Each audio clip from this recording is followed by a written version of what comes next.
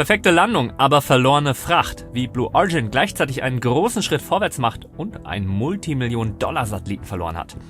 Die mächtigste Rakete der Welt rollt der nächsten Generation entgegen.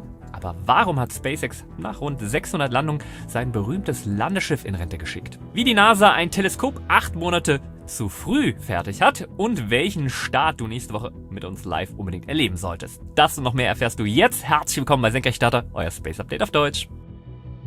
Während alle Kameras noch auf New Glenn gerichtet waren, hat SpaceX an 3 Fronten gleichzeitig die Weichen für das nächste Jahrzehnt gestellt. Letzte Woche haben wir schon über die spektakulären Static Fires berichtet. Ship 39 hat etwa 60 Sekunden am Stück alle 6 Raptor-Triebwerke gezündet. Booster 19 hat auf Pad 2 das erste volle 33 Triebwerksinferno der V3-Generation hingelegt. Was damals noch knapp an unserem Skript vorbei raste, direkt im Anschluss an den Static Fire am Donnerstag, um die Mittagszeit etwa unserer Zeit, zog SpaceX mit Booster 19 noch einen nach, nämlich mit einer simulierten Wet Dress Rehearsal. Das klingt erstmal nach einer banalen Sache, aber dahinter steckt eine Generalprobe, bei der dann die Techniker beide Tanks vollständig mit flüssigem Methan und flüssigem Sauerstoff befüllen, die gesamte Startfrequenz durchspielen und kurz vor der Zündung abbrechen. Oder anders gesagt, ein voll hochgefahrener Raketenstart, bei dem im letzten Moment eben nicht der Knopf gedrückt wird. Warum das wichtig ist? Ja, wir haben Drücke, wir haben tiefkalte Temperaturen, wir haben ein sehr komplexes System, das in den Orbit soll. Nur so kann sichergestellt werden, dass alle Systeme zusammen, Tanks, Ventile, Leitung und Steuerung wirklich fliegen können. Nach der Wet Dress Rehearsal da rollte Booster 19 zurück in die Mega Bay 1 zur Inspektion und parallel beginnt in der Starbase schon die nächste Runde. Nämlich der PES-Dispenser für Ship 41 rollte in die Mega Bay 2 hinein.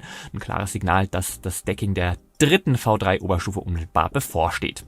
Der PES-Dispenser, das ist die Einrichtung, mit der dann Starship später Starlink-Satelliten wie so ein Toaster in den Orbit schubsen soll. Und in Mega Bay 1 rollte ein Segment für Booster 20 ein.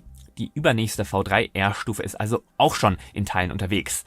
SpaceX baut hier keine einzelne Rakete. SpaceX baut eine Fließbandfertigung für Schwerlast-Orbitallogistik. Jetzt muss es eigentlich nur noch mit dem Orbitalflug klappen.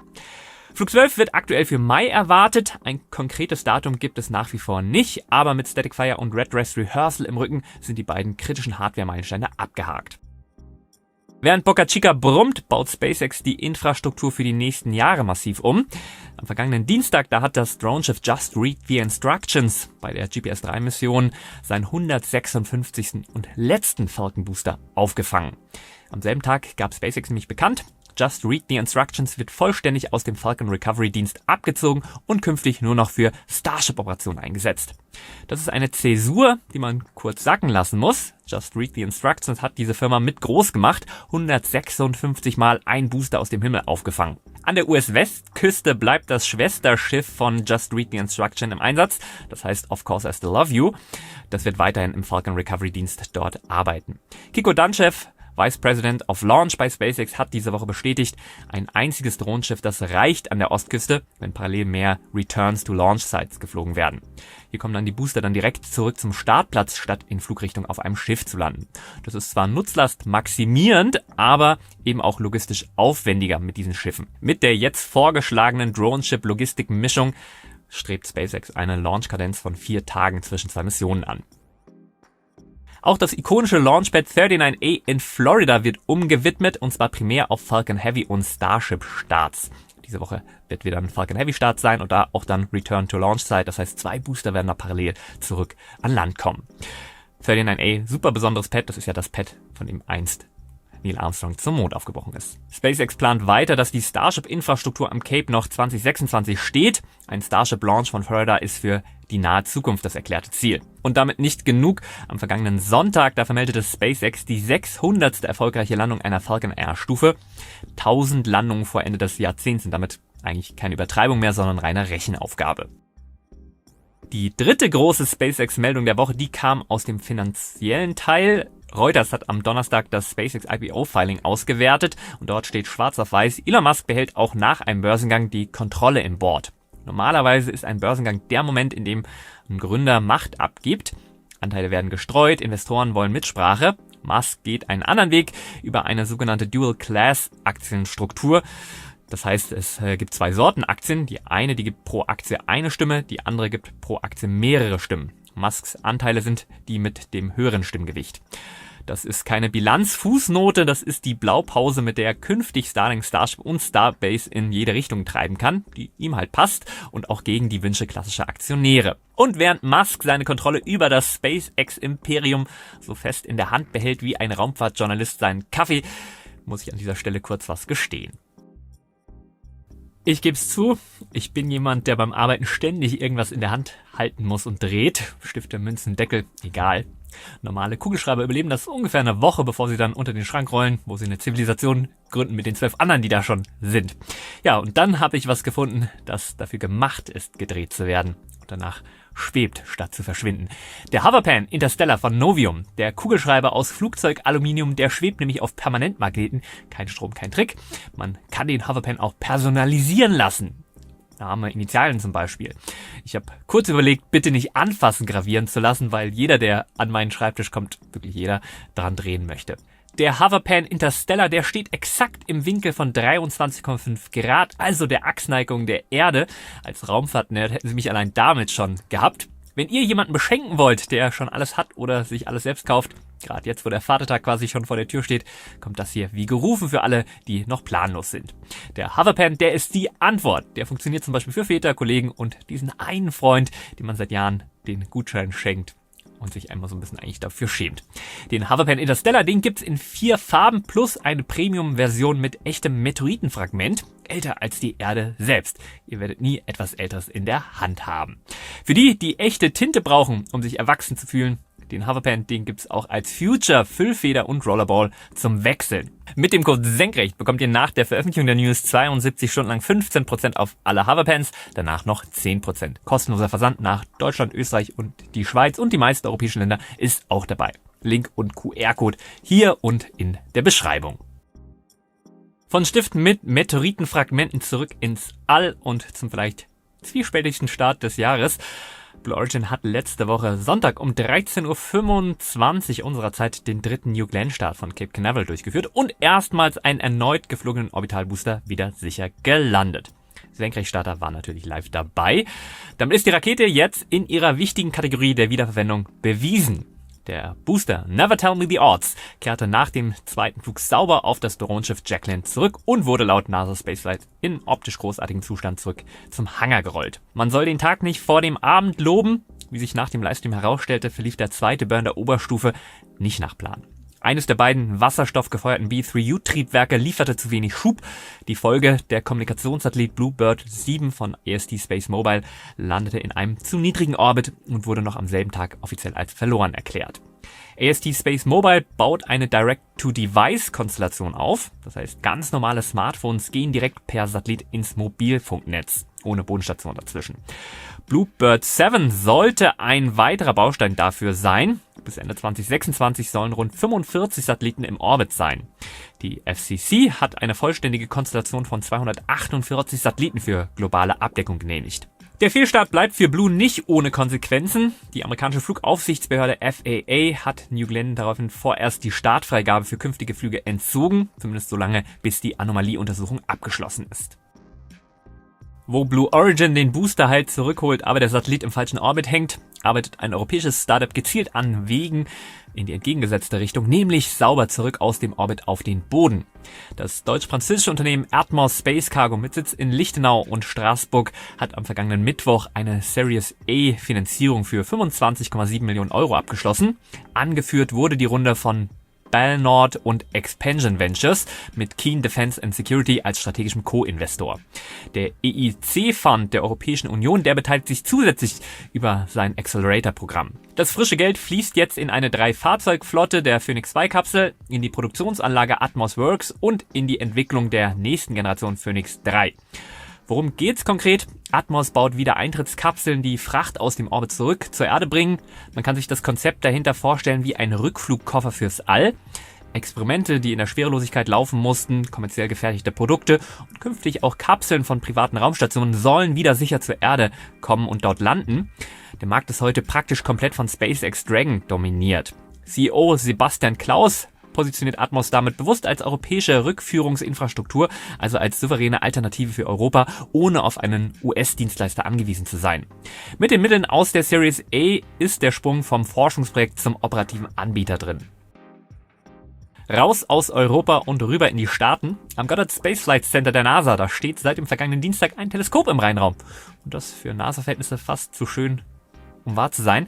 Das Nancy Grace Roman Space Teleskop ist nämlich komplett integriert und zwar 8 Monate vor Zeitplan und unter dem ursprünglich veranschlagten Budget. NASA-Administrator Jared Isaacman hat das am Dienstag in einem Livestream aus dem Cleanroom bestätigt. Launchtermin jetzt Anfang September 2026 auf einer Falcon Heavy von Pat 39A in Florida. Der Hauptspiegel, der hat 2,4 Meter Durchmesser, das ist exakt identisch mit Hubble. Das ist auch kein Zufall und hat eine kuriose Geschichte. Der Spiegel, der stammt nämlich ursprünglich aus einer zurückgegebenen Spionagesatellitoptik des National Reconnaissance Office, also der US-amerikanischen Aufklärungsbehörde. Die NRO hat 2012 2 solcher Spiegel an die NASA abgegeben. Ursprünglich war das Teleskop, damals noch als WFIRST genannt, sogar mit einem deutlich kleineren Spiegel zwischen 1,1 und 1,5 Meter geplant. Der NRO-Spiegel, der ist also quasi ein Geschenk aus dem Spionagebudget. Klar, der Spiegel wichtig für die Optik, das Herzstück des Teleskops ist aber das Wide Field Instrument. 18 Detektoren mit je 4096 x 4096 Pixeln, zusammen rund 300 Megapixel. Ja, das Sichtfeld ist rund 100 mal größer als bei Hubble. Die wissenschaftlichen Hauptziele, dunkle Materie, dunkle Energie, die großräumige Struktur des Universums und nebenbei zehntausende neue Exoplaneten finden. Wenn Nancy Grace Roman im September abhebt, dann hat die NASA gezeigt, dass große Wissenschaftsmissionen auch ohne Dekadenverzögerung gehen. Während Nancy Grace Roman also Bilderbuch-Projektmanagement vorführt, macht die NASA auch beim Mondprogramm den nächsten Hardware-Schritt, wenn auch mit deutlich mehr Gegenwind. Am vergangenen Montag rollte die NASA die Core Stage für Artemis 3 aus der Fabrik, und zwar bei New Orleans, und verlud sie auf die Pegasus Barge. Das Ziel, das Kennedy Space Center in Florida, wo die Rakete für Integration und Start vorbereitet wird. Das Timing ist bemerkenswert. Nur rund 10 Tage nach der Wasserung von Artemis 2 ist damit schon die Hardware für den nächsten Flug unterwegs. Artemis 3 soll 2027 starten, wird aber, wie wir vor 2 Wochen ausführlich besprochen haben, voraussichtlich keine Mondlandung werden, sondern ein Rendezvous-Test in der Erdumlaufbahn mit den Ländern von SpaceX und Blue Origin. Die eigentliche Mondlandung, die verschiebt sich dann auf Artemis 4, dann im Jahr 2028. Immerhin, die Hardware-Timeline für Artemis 3, die hält bisher. Der Rollout ist zeitlich auf Kurs. Die vollständig integrierte Core Stage wird 65 Meter lang und fast rund 2,8 Millionen Liter Kryogen-Treibstoff. Für den Transport diese Woche wurde allerdings nur die Tanksektion verladen. Die Engine Section mit den 4 RS-25-Triebwerken, die wird erst in Florida hinzugefügt. Eine Optimierung, um die Produktion zu beschleunigen. Tja, nur ohne das passende Outfit nützt auch die schönste Rakete nichts. Der Generalinspekteur der NASA hat am vergangenen Montag einen Bericht veröffentlicht, der allen Beobachtern des Artemis-Mondlandeprogramms den Schweiß auf die Stirn treibt. Die Kernaussage: Verzögerungen beim Next Generation Spacesuit Programm könnten die erste Mondlandung auf 2031 verschieben. Das wären 3 Jahre hinter der aktuellen Trump-Administrationsdeadline von 2028. Zur Einordnung, die NASA, die hatte ursprünglich 2 Anbieter für den neuen Mondanzug. Ja, einer ist abgesprungen, übrig geblieben ist Axiom Space, das gleichzeitig ein Moonsuit für die Mondoberfläche und ein Microgravity-Suit für ISS-Außenbordeinsätze oder dann für die nächsten Stationen liefern soll. 2 völlig unterschiedliche Einsatzprofile in einem einzigen Vertrag. Der Generalinspekteur kritisiert nicht nur die technischen Verzögerungen, sondern auch die Vertragsform. Ein Fixed-Price-Vertrag mit Milestones-Zahlung passt schlecht zu einem Entwicklungsvorhaben, dessen Anforderungen sich mitten im Projekt verdoppelt haben. NASA und Axiom haben am Dienstag gemeinsam reagiert. Der Anzug habe bereits über 950 Stunden Drucktests mit Menschen absolviert. Die Qualifikationseinheit werde noch dieses Jahr geliefert und das Critical Design Review, das folge später im Jahr. Fakt bleibt aber trotzdem, wenn die Anzüge nicht rechtzeitig kommen, fliegt auch keine Crew auf den Mond. Eine Landung ohne Boots on the Moon, schwer vorstellbar. Wo die NASA über Anzüge und Verträge streitet, marschiert China, Nomen est Omen, einfach weiter. Die China Aerospace Science and Technology Corporation, kurz CSC, hat vor knapp 2 Wochen erstmals ein 5 Meter breites Kompositantriebsmodul für die Rakete Lange Marsch 10 präsentiert. Die Zahl 5 Meter wirkt erstmal nicht spektakulär, bis man weiß, dass dieses das breiteste Kompositstrukturelement ist, das eine chinesische Orbitalrakete je bekommen hat. Über 60% Kohlefaserverbund, die Wandpaneele, die tragen axiale Lasten bis zu 1000 Tonnen. Zum Vergleich, das entspricht ungefähr dem Gewicht von 25 vollbeladenen Sattelzügen, die sich senkrecht übereinander stapeln. Die Strukturmasse, die sinkt deutlich gegenüber der bisherigen reinen Aluminiumbauweise und genau das ist entscheidend für Schwerlastraketen. Die Lange Marsch 10, die soll das Mengzhou-Raumschiff für die Crew und dann den Langyu-Mondlander tragen. China plant für die Lange Marsch 10 2 Wiederverwendungsvarianten, nämlich klassische vertikale Landung mit Beinen wie bei Falcon 9 und ein seebasiertes Auffangsystem mit Netz. Chinas Mondplan für 2030, der steht. Vom chinesischen Mondanspruch zu den Starts der vergangenen Woche. Am Dienstag, 21.04., da brachte eine Falcon 9 von Cape Canaveral den GPS-3-Satelliten SV-10 in den Orbit, also den 10. Satellit der GPS-3-Generation für die US Space Force. Der Satellit, der trägt den Namen Hedy Lamarr, benannt nach der in Wien geborenen Hollywood-Legende und Erfinderin, deren Frequency-Hopping-Patent die Grundlagen für moderne Funktechnik mitgelegt hat. Am Mittwoch, 22.04., da startete Rocket Lab mit einer Elektron von Wallops, also Virginia, und zwar die suborbitale HASTE-Mission Bubbles. Details zur Nutzlast und Kunden blieben wie üblich vertraulich. Am Donnerstag, da hob ein zweiter Elektron vom Rocket Lab Launch Complex 1 auf der Mahia-Halbinsel in Neuseeland ab. Die JAXA Rideshare-Mission Kakushin Rising mit 8 japanischen Satelliten an Bord. Darunter eine Origami-Antenne, die sich auf das 25-fache ihrer verstauten Größe entfaltete.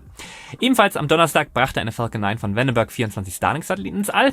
Und noch einmal Donnerstag eine russische Angara 1.2 startete von Plesetsk mit einer nicht näher bezeichneten Kosmos-Nutzlast für das russische Militär. Am Freitag startete eine Lange Marsch 2D mit einem Satnet-Testsatelliten. Und wenn diese News am Sonntag erscheinen, dann könnte der erste Demoflug der neuen Soyuz 5 vom Kosmodrom Baikonur erfolgt sein. An Bord nur ein Massensimulator. Das konkrete Startdatum, das stand aber bis zuletzt noch unter Vorbehalt. Ebenfalls am Sonntag sollte eine SpaceX Falcon 9 von Vandenberg gestartet sein. An Bord dann 25 Starlink-Satelliten. Bevor es weitergeht, eine kurze Info in eigener Sache. Wenn du Senkrechtstarter jeden Sonntag einschaltest und das hier fester Bestandteil deiner Woche geworden ist, dann freut mich das riesig. Und es gibt 2 konkrete Wege, wie du diesem Kanal den Rücken stärken kannst. Erstens, unser Shop. Unter shop.senkrechtstarter.net findest du T-Shirts, Hoodies, Rucksäcke und Schreibzeug mit frischem Raumfahrtdesign. Jeder gekaufte Artikel, der finanziert direkt neue Videos, neue Recherche und unsere Livestreams. Den Link, den gibt's unten auch in der Beschreibung. Ja, und zweitens, werde Schutzengel. Die YouTube-Kanalmitgliedschaft, die ist unser direktester Unterstützungsweg und bringt dir auch handfeste Vorteile. Du bekommst jedes Video einen Tag früher, nämlich Samstag statt Sonntags, und du siehst alle Videos komplett werbefrei, ohne eine einzige Unterbrechung. Den Link zur Schutzengel-Mitgliedschaft, den findest du auch unter dem Video in der Beschreibung. Jeder Beitrag, der hilft uns, die deutschsprachige Raumfahrtberichterstattung weiter voranzubringen. Dank euch. Und damit keine Meldung diese Woche untergeht, haben wir uns ein neues Segment für euch ausgedacht. Hier die Nachrichten, die es nicht in die Hauptblöcke geschafft haben. Zum Beispiel, der Curiosity Rover der NASA auf dem Mars hat mit seinem SAM-Instrument mehr als 20 organische Verbindungen in einem 3,5 Milliarden Jahre alten Sandstein im Gale-Krater aufgespürt. 5 von 7 herausgehobenen Molekülen wurden erstmals auf dem Mars nachgewiesen. Die Studie, die zeigt nicht, dass der Mars Leben hatte, aber dass der Planet antike Biosignaturen über Milliarden von Jahren konservieren kann. Damit bekommt jede zukünftige Mars Sample Return Mission gleich eine harte Randbedingung mit auf den Weg.